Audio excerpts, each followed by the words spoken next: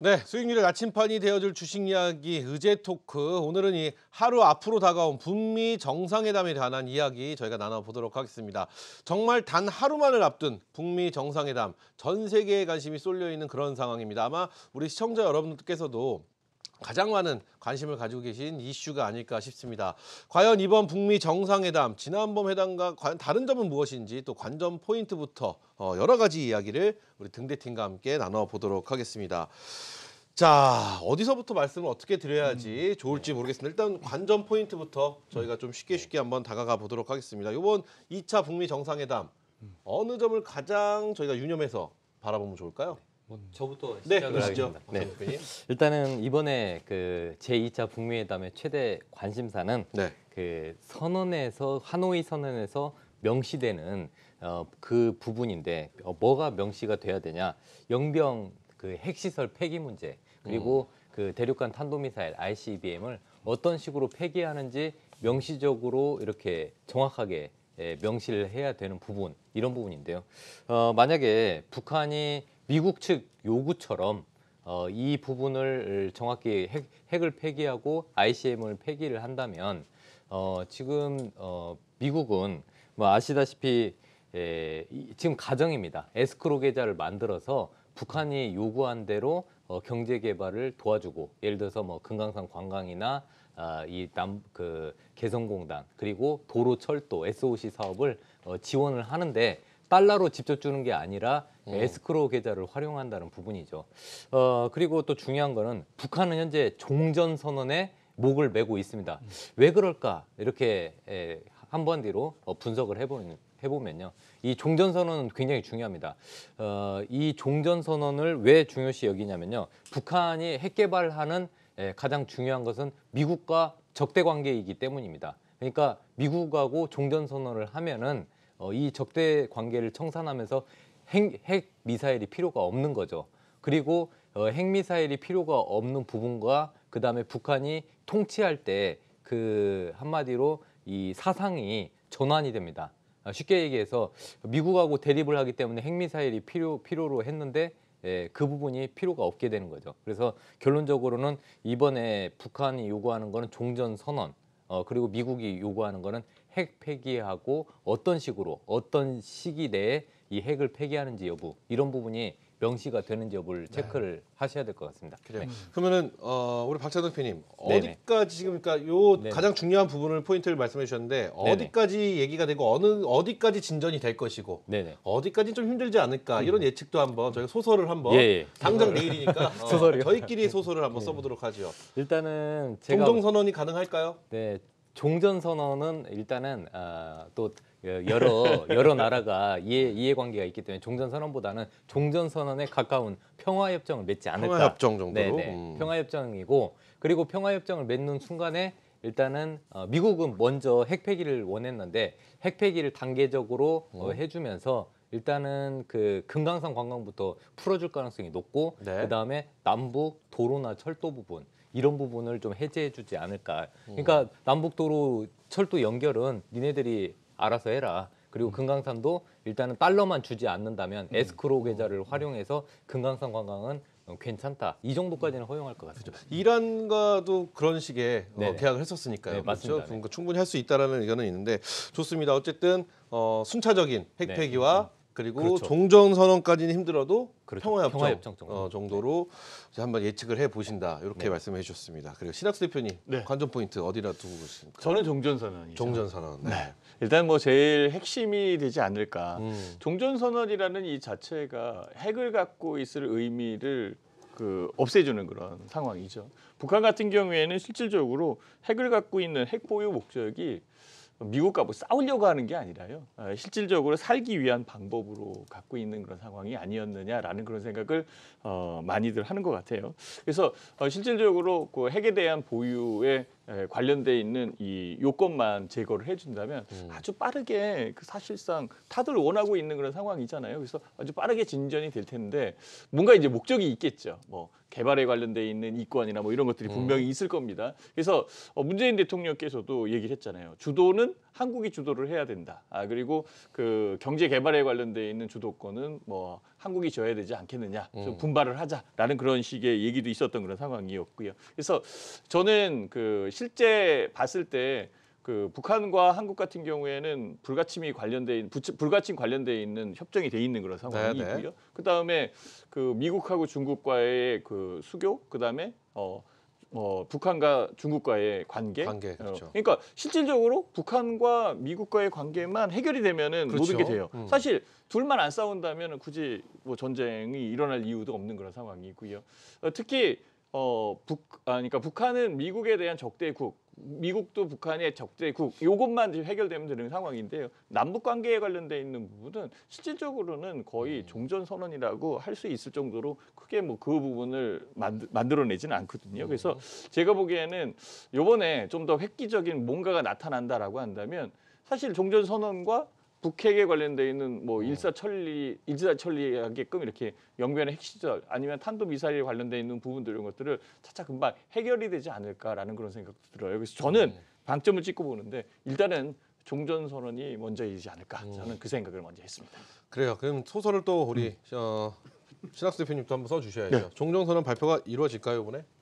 저는 이번에 이루어진다. 그래요. 긍정적으로 보시네요. 네. 굉장히. 좀 더 진취적으로. 그래요. 만약에 1차 북미 정상회담이 있었는데 이번에 좀 뭔가 더 강한 이야기가 나오지 않고 정말 뜨뜻미지근하게 우리가 소위 말하는 트럼프 대통령의 어떤 대선 일정에 맞춰서 네. 뜨뜻미지근하게 간다고 하면 여러 말 나올 것 같긴 해요. 그렇죠. 그렇지는 않을 것 같아요. 사실상 지금 김정은 위원장이 66시간을 기차 타고 갔는데요. 그렇죠. 그렇게 타고 갔는데 실제 뜨뜻미지근하게 나온다라고 한다면 앞으로의 행보나 그 나중에 이 삼각 구도에 의해서 만들어지는 이 행보가 굉장히 복잡해질 수 있는 상황이거든요. 그래서 뭔가 내줄 것은 내주지 않겠느냐. 뭐 타협이라는 게 원래 그렇지 않습니까? 딱 내준 다음에 진짜 말 안 들어?라고 했을 때 그때 또 제재가 가해지는 그런 상황이 되니까요. 어쨌든 제가 보기에는 뭐 제일 중요한 것은 그 종전선언에 관련돼 있는 부분이 아닐까 이 생각을 했습니다. 그래요. 굉장히 긍정적으로 봐주신 것 같습니다. 근데 또 말씀을 들어보니까 맞는 것 같습니다. 지금 뭐 북한, 미국, 한국, 중국 뭐 이렇게 4개국 중에서 북한하고 미국하고만 화해하면요. 나머지 다 무역을 지금 진행 중이기 때문에 전혀 문제가 없을 것 같습니다. 자, 우리 명성욱 대표님 관전 포인트 어디 놓고 보시나요? 글쎄요, 뭐 너무 포괄적이니까요. 네네. 근데 이제 우리가 상식에 준해서 생각한다면 1차 싱가포르 회담에서 뭐 크게 호전된 내용이 없었잖아요. 그러니까 포괄적으로는 이제 서로 좀 좋은 모습으로 이렇게 했지만 이렇게 세부적인 내용으로 보면은 실질적인 내용은 하나도 없었던 이런 부분이 좀 많았죠. 그래서 이제 트럼프가 이후에 많이 이제 공격을 받기도 했는데. 그래서 이번에 2차 지금 하노이 회담은 일단은 지금 그 회담을 하기 전에 우리가 이제 지금 미국하고 중국하고 무역 협상하잖아요. 실무진들이 막 이렇게 이 마찰을 이 파열음이 있으면서 계속 회담을 하고 그 조율을 하는 것처럼 역시 마찬가지로 북미 정상회담도 그 조율이 지금 전개되는 이런 모습이었죠. 네. 비건 대표단이 상당히 오랜 기간 평양에서도 회담을 하고 그리고 또 베트남에 가서도 계속 회담. 이게 뭔가 안건에 대한 구체적인 그러니까 이번에 뭔가 해야 되기 때문에 상당히 좀 뭐랄까 어떤 구체적인 내용에 대해서 협의가 어느 정도 이루어지지 않았나 이렇게 볼 수 있고 그리고 이제 최근에 트럼프의 발언을 보면은 굉장히 또 느슨해진 모습을 좀 보이잖아요. 네. 그러니까 트럼프가 그런 말을 하죠. 근래 들어서 나도 북한을 좀 이렇게 좀 제재를 완화해주고 싶다. 그러려면 뭔가 보여줘야 된다. 이게 지금 굉장히 완화된 내용이잖아요. 지난번 1차 정상회담을 할 때는 어떻게 얘기를 했습니까? 완전한 핵폐기입니다. 그때는 이제 뭐 모든 걸 다 내놓고 오픈하고 그리고 폐기하는 이런 이 내용이 주류를 이뤘다면 이후에 전개되는 내용을 보면 만만치 않은 거거든요. 협상이라는 것이. 그래서 좀 완화된 트럼프의 이런 발언은 결국은 이번에 어떤 가시적인 효과를 갖다가 좀 얻지 않겠나. 그래서 여기에 또 후속으로 폼페이오도 이런 얘기를 합니다. 북한이 핵 위협이 현저히 사라졌다라고 느껴진다면 핵 폐기가 아니었어요. 트럼프도 역시 얘기한 게 완전한 핵 폐기 얘기가 하지는 않았습니다. 그러니까 핵으로 인한 위협이 현저히 사라졌다고 생각한다면 그러면은 뭐 완화에 대한 부분을 생각해 볼 수 있는 거 아니야. 그래서 폼페이오 국무장관이라든지 트럼프 대통령의 이런 완화된 모습은 결국 비건 실무 대표단이 말씀드린 것처럼 평양과 하노이에서 계속 협의를 했다라는 것은 뭔가 가시적인 부분이 나온다. 그래서 뭐 종전 선언이 됐던 구체적인 안이 이번에는 좀 나올 수 있고요. 그렇게 된다라면 일단 가장 지금 기존에 했던 사업 중에서 이제 금강산 관광 또는 이제 개성공단 이런 부분에 대한 가시적인 모습이 나올 수 있고 만약에 세부적인 내용으로 현실적인 이 대화의 어떤 결과물이 나오지 않는다라면 그러면 트럼프는 공격을 많이 받을 것입니다. 1차 회담에 도대체 뭐 한 거냐, 실제로 한 게 뭐가 있냐 이런 얘기를 받을 것이기 때문에 그 부분에 트럼프도 상당히 완화된 모습으로 뭔가는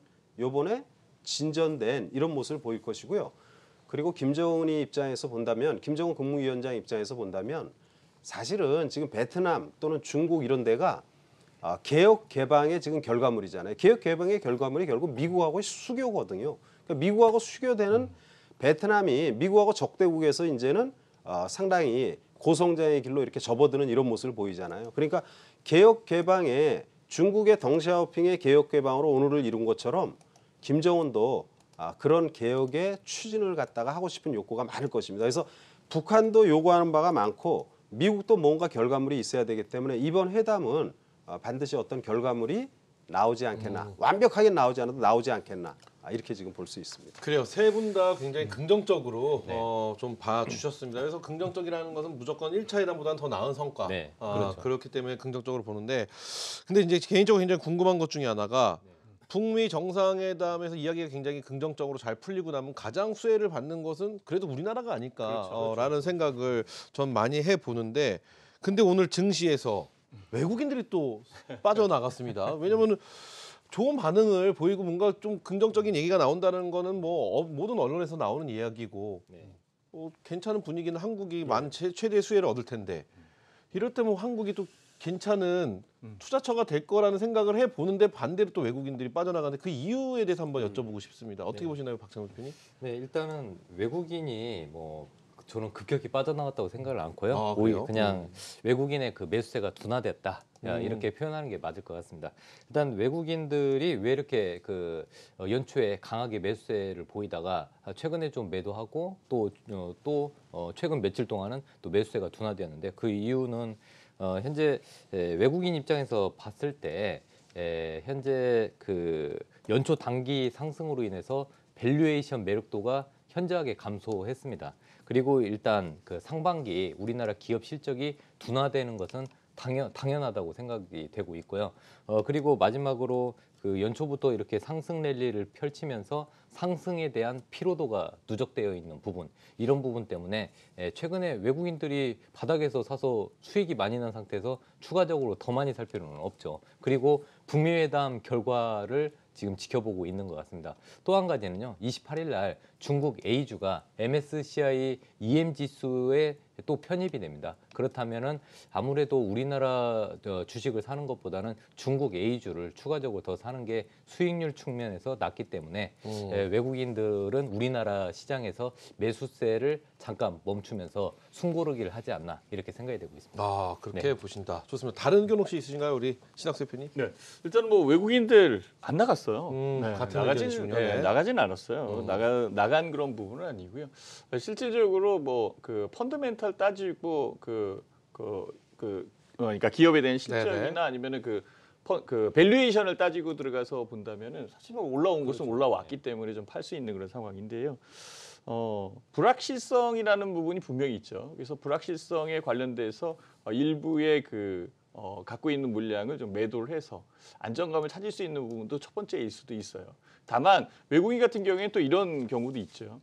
불확실성에 의해서 팔았지만은 확실성으로 들어오면은 지속적으로 매수하는 경우가 있어요. 올라와도 더 사고 더 올라올 것이다. 그리고 가치에 대한 부분까지 보고 성장 가치, 지금 현재 위치에서 성장 가치가 더 크게 늘 것이다라고 생각을 한다면 그냥 그 담아가는 그런 그 네. 포지션 전략으로 취해서 넘어가거든요. 그래서 현재의 그 상황으로 봤을 때는요, 외국인 자체적으로 뭐 나갔다라기보다는 최근에 주가에 대한 부분이 그동안 올라왔었던 상태에서 숨고르기에 의해서 만들어진 것이다라고 보는 게 맞은 것 같아요. 최근에 외국인들의 매수세가 코스닥으로 옮겨가는 거 알고 계시는지 모르겠어요. 그러니까 1월 달부터 지금까지 한 4조 이상을 코스피에서 샀는데요. 그 4조 동안 4조를 살 동안에 코스닥은 건들지 않았었거든요. 최근에 5천억 넘게 샀습니다. 그렇게 보면은 그 지속적으로 매수가 들어오는 그런 상황이고, 다만 그 북한 관련돼 있는 뭐 경협주나 아니면은 북한 관련돼 있는 주식들이 이슈에 의해서 만들어질 거고, 만들어지는 부분에서 불안하잖아요. 사실 바로 내일이기 때문에 이 결과는 뚜껑을 열어봐야 되는 그런 상황이기 때문에 여기에 약간 좀 위축적으로 움직인 부분이 있을 텐데요. 아마 내일 뚜껑이 열리면서 열리는 그 상황에서 확실성으로 다가온다면 좀 더 급한 상승력을 보이지 않을까라는 그런 생각을 해봅니다. 그래요, 좋습니다. 우리 명성욱 대표님께도 한번 여쭤보겠습니다. 명성욱 대표님도 외국인들 뭐 나가지 않았다라는 말씀에 동의하시나요? 동의하는 게 아니라 당연하거든요. 아, 네. 그러니까 이제 외국인이 나갔다고 보기보다는 가령 이제 어제 중국 증시가 아주 뭐 폭등의 모습이죠. 네네. 5.6%인가요? 5.6%면 우리 코스피 시장 기준으로 하면 한 120포인트 정도? 이 정도. 우리가 만약 우리 시장에 120포인트 떴으면 얼마나 좋았겠어요. 근데 이제 우리 시장이 좀 상대적으로 좀 약간 위축이 되다 보니까 그 외국인이 나갔다기보다는 외국인의 어떤 주식에 대한 수급이 단기적으로 중국으로 좀 약간 몰린 경향이 있다, 이렇게 이제 봐야 되겠죠. 외국인은 실질적으로 아까 우리 이제 신학수 대표가 말했지만 최근 들어서 코스닥을 많이 사요. 우리가 지금 현재 대한민국 증시가 상당히 지금 2,000포인트 이하에서 2,200 이상으로 이제 올라와 있지 않습니까? 네. 근데 1월 달에 외국인이 거래소 시장에 4조 500억 엄청난 양을 샀고요. 그럼 2월에는 1월 달에 많이 샀어요. 우리 돈 많이 쓰면 그 다음에 어떻게 해야 돼요? 좀 긴축을 해야 되잖아요. 그렇죠. 긴축을 해서 조금 덜 삽니다. 그러나 덜 사도 이번 달에 2월 달에 4,500억을 삽니다. 그러니까 금년도 들어서 1월 달, 2월 달 시장 전반이 안정된 기조는 외국인이 주도를 했고, 외국인이 우리 시장에서 4조 5천억의 이런 순매수의 모습을 보이고요. 저는 이 대목에서 조금 기관에 대한 부분이 좀 항상 아쉬움이 있어요. 물론 해외 시장도 중요하고 또 내수도 중요하고 해외도 금융시장이 중요한데 기관들이 조금 더 힘을 좀 보태는 이런 모습을 보이면 우리 대한민국 기업들 사실은 지구촌에서 상당히 저평가돼 있지 않습니까? 그런 이런 주식을 갖다 놔두고 해외 주식만 이렇게 좀 약간 집중한다든지 이런 부분은 좀 아쉽습니다. 그래서 기관들이 좀 더 우리 시장을 좀 지켜주는 이런 모습이 됐으면 좋겠다 말씀을 드리고요. 우리 이 시청자분들은 외국인이 주도한 장 그네들이 팔지 않는다라면 너무 위축될 필요 없고요. 시장은 1월에 급등이죠. 2월에 어때요? 급등하고 쉬는 모습이에요. 아주 좋습니다. 중국은 1월에 슬금슬금 오르다가 2월에 급등하는 것입니다. 그래서 이게 엇박자의 모습이지만 비슷비슷하게 움직이는 모습이고요. 네. 힘내시고 시장 전반 좋고요. 외국인이 주도한 장세 아직도 계속되고 있다, 이렇게 말씀을 드립니다. 그래요. 북미 정상회담 하루 앞두고 뭐 코스피가 2,200선 뭐 후퇴하면서 외국인들이 나갔다 뭐 이런 뉴스가 있는데 그게 사실 맞지만은 않는 이야기인 것 같아요. 예, 예. 예, 좀 그냥 북미 정상회담을 바라보는 시선에 언론사마다의 시선이 좀 차이가 아닌가 이런 생각을 좀 가져봅니다. 저는 북미 정상회담 굉장히 잘 될 거라고 네. 개인적으로 생각하고 있고, 그 중에 좋은 결과가 나타나면 최우선적으로 아까 말씀해 주셨던 금강산 관광 그리고 개성공단 쪽이 좀 잘 될 것 같다라는 생각을 최우선으로 갖고 계시는데 안 여쭤볼 수가 없을 것 같습니다. 북미 정상회담 잘 됐을 경우에 네. 지금처럼 순조롭게 이루어졌을 경우에 우리가 가장 눈여겨봐야 될 종목들 앞순위 거부터 한번 봤으면 좋겠습니다. 어차피 좋은 결과 나중 뭐 너무 많기 때문에 경협주가 너무 많기 때문에 그것보다는 오늘 저희는 좀 압축을 해서 먼저 실행이 될 것 같은 것들부터 한번 하나씩 지켜봤으면 좋겠습니다. 우리 박찬욱 대표님부터 한번 들어볼게요. 일단은 그 경협주가 생각보다 오히려 더 조정을 받았죠. 그러면서 뭐 경협주 끝물이 아니냐 이렇게 시장에서 얘기도 나오는데, 저는 오히려 북미 정상회담이 이렇게 눈앞에 와 있기 때문에 오히려 경협주 관심 있게 봐야 된다고 생각합니다. 그리고 만약에 올랐다면은 북미 회담이 이렇게 끝나면서 오히려 차익 매물이 쏟아지면서 급락이 나오는데, 오히려 선 조정을 받고 북미 회담의 결과가 좋게 나온다면 오히려 급등 가능성이 있지 않나 이렇게 보고 있고요. 일단 이번 여러 가지 상황을 봤을 때 인도적 차원에서 먼저 금강산 관광은 해제해줄 가능성이 높다고 생각합니다. 그리고 그다음에 도로하고 철도 쪽도 먼저 연결 관련해서 우리가 먼저 타당성 조사를 했기 때문에 이 도로나 철도 관련주들 좀 관심 있게 보셔야 되고요. 먼저 금강산 관련주 중에서 저는 현대 엘리베이가 탑픽이라고 생각합니다. 네, 탑픽이라고 생각하고 있고 현대 엘리베이 같은 경우는 뭐 그 현대 아산에 모회사하면서 현대 아산의 지분 67.58%를 가지고 있죠. 그래서 어떻게 보면은 대북 사업의 사업권의 주체가 현대 아산인데 거기에 모회사이기 때문에 그리고 요즘에 뭐 엘리베이터 교체 사업도 지금 진행이 되고 있습니다. 네. 현재 우리나라 건축물들이 굉장히 노후화된 아파트들이 굉장히 많기 때문에 엘리베이터 교체 사업도 있고 그러기 때문에 본업 그리고 남북 경협 둘 다 좋은 흐름이 이어지기 때문에 저는 현대 엘리베이 보시고요. 마지막으로 그 도로 철도 관련주 중에서는 철도 관련주에서는 그 철도 이 철도를 연결할 때 레일 밑에 깔리는 게 콘크리트 침목입니다. 이 콘크리트 침목 사업을 하고 있는 그 계열사를 가지고 있는 부산산업 그리고 도로도 연결이 되면은 도로 관련해서 가드레일이나 이런 뭐 표지판 사업 이런 부분에 있어서 뭐 다스코 그리고 마지막으로 이 그 한 번에 그 건설을 빨리빨리 하기 위해서 데크 플레이트가 많이 투입이 되는데 이 건설 쪽에 데크 플레이트 관련 회사인 덕신 하우징 이렇게 네 종목 관심 있게 보시면 투자에 도움이 되지 않을까 이렇게 생각이 되고 있습니다. 그래요, 좋습니다. 꼼꼼하게 찝어 주셨습니다. 그거 있지 않습니까? 좀 제가 정상회담 좀 긍정적으로 본 것 중에 하나가 이 정상회담 있기 전에 미국 최대의 그 곡물 회사죠. 카길이라는 회사가 극비리에 북한을 다녀왔었습니다. 근데 사실 극비리라고 하지만 이게 미국에서 허가를 안 해주면 갈 수가 없거든요. 그렇죠. 미국에 있는 기업이 북한에 들어가서 광물 회사가 갔다는 것 자체가 굉장히 긍정적인 신호라고 저는 보고 있거든요. 그래서 그쪽 부분을 좀 먼저 선점하려고 하는 거 아닌가. 그럼 우리나라에서는 또 그쪽 관련주도 또 굉장히 좋은 모습을 보이지 않을까 이런 기대도 심리도 있고 하니까 우리 신학수 대표님의 한번 관심 종목도 한번 궁금해집니다. 사실 저는 그 생각도 많이 해봤어요. 이게 경제적인 부분하고 이득이 되지 않는 그런 차원이라면 누가 여태까지 이렇게 막아놓은 것을 금방 풀어주겠느냐 얘기죠. 그리고 북한도 마찬가지죠. 핵폐기 안 한다면 어떻게 돼요? 끝나잖아요, 그죠? 그게 안 될 수는 없는 그런 상황이 있고요. 서로 친분 관계와 대사 관계 이런 것들이 있으면 당연히 이 부분으로 넘어갈 거고요.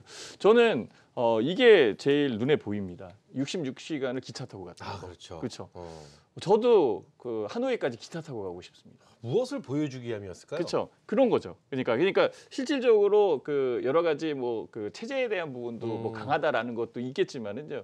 저는 이 경제에 관련돼 있는 부분에 이 철길 로드, 실크 로드가처럼 철길 로드가 이게 사실은 제일 큰 부분이 아닐까. 한국은 일본하고 똑같습니다. 섬나라예요. 북한이 막고 있는 상황이기 때문에 어떻게 갈 수가 없습니다. 근데 이게 연결이 된다면 진짜 러시아 횡단 철도로 유럽 갈 수 있고요. 중국 뭐 관통하는 이 철도를 가지고 뭐 그 실크로드 갈 수 있죠. 그죠? 그렇다면은 우리도 하노이 갈 수 있다? 아니면 우리도 기차를 타고 유럽으로 갈 수 있다라는 거죠. 그러면 그 관련돼 있는 기업은 분명히 있을 겁니다. 저는 그래서 그 부분에서 CJ 대한통운 이 부분은 빼놓을 수 없는 것 같아요. 북방 관련된 물류 사업을 하고 있고요. 최근 들어서 행보가 굉장히 빨라지고 있지 않느냐라고 생각을 하고 있고 러시아 철도와 그다음 블라디보스토크 항과의 그 페트로 러시아 그쪽 관련돼 있는 회사하고요 협력 관계도 돼 있는 그런 상황이 있고요. 중국 횡단 철도하고의 물류 사업 이런 것들도 진행되고 있는 상황이거든요. 그래서 저는 물류 시스템에 관련돼 있는 이 부분이 제일 먼저 그러니까 물류 시스템에 관련돼 있는 인프라가 제일 먼저 들어갈 것이라는 거죠. 거기에 혜택 받는 게 직접적으로는 CJ 대한통운일 거고요. 나머지 뭐 철도에 관련돼 있는 부분, 이 부분은 그 박찬홍 대표님께서 지금 많이 얘기를 해주셨으니까 그쪽 보면서 움직이면은 실제 경제 협력에 관련돼 있는 부분 위주로 모든 게 진행되지 않겠느냐라고 이렇게 생각이 듭니다. 그래요, 좋습니다. 자, 우리 명성 대표님 마무리 해주시죠. 마무리요. 네, 어떤 종목에 좀 눈여겨보시면 좋을지에 대해서 궁금해지기도 합니다. 이게 사실은 너무 포괄적이에요. 그렇죠. 이 포괄적이어서 이게 어떻게 얘기하겠는데 이제 뭐 우리가 살아가는데 중요한 거는 먹고 사는 거잖아요. 또. 그렇죠. 그러니까 먹고 사는 건데 이제 북한이 이제 여러 가지로 이제 식량 문제가 이런 게 좀 심각하니까 일단 인프라 구축이 전개되지만 실질적으로 가장 액션을 취한다 할까요? 어떤 행동으로 옮길 수 있는 부분은 인도적 지원이라든지 아무튼 식량 관련 이런 부분이 좀 나올 수 있고 기존 사업 부분은 이제 금강산 부분이 가장 좀 뭐라 그럴까 빨리 전개될 가능성이 아주 높다 이렇게 볼 수 있습니다. 다만 제가 생각하는 북한에 대한 개념은 우리가 이제 그런 세부적인 종목군들도 중요하지만 이제 21세기에 이 동북아 특히 이제 한반도를 기점으로 우리 이제 국군이 융성할 수 있는 이런 부분이 됐으면 좋겠어요. 일단 회담이 잘 되면서 남북 간에 또는 북미 간에 이제 전쟁에 대한 위협이 완전히 사라지는 이런 단초가 되고 그리고 개혁 개방의 물꼬가 트이게 된다라면 그러면 대한민국 지금 글로벌 시장 전반 또 우리도 성장이 좀 멈춘 시대거든요, 사실은. 근데 이제 북한을 매개체로 해서 아주 고성장의 모습. 북한은 만약 개혁 개방의 길로 본격적으로 들어가면 1년에 제가 볼 때는 한 15%의 성장이 한 10년 정도 이상 되지 않겠나. 그래서 그 어느 나라보다도 가장 스마트한 뭐 스마트 도시라든지 뭐 이런 첨단의 그런 부분으로 변화될 가능성이 아주 높습니다. 그렇지만 그건 이제 조금 약간 여유 있는 측면에서 보는 것이고요. 단기적으로는 금강산 관련 아난티라든지 아니면 아까 우리 박찬웅 대표가 저기 현대엘리베이터 북한에 관련된 사업에 현대 아산 지분을 많이 갖고 있고 그리고 거기에 추가하면은 먹고 사는 거 일단 식량 관련 이런 부분들이 이제 관심이 좀 필요하다 이 정도로 말씀드립니다.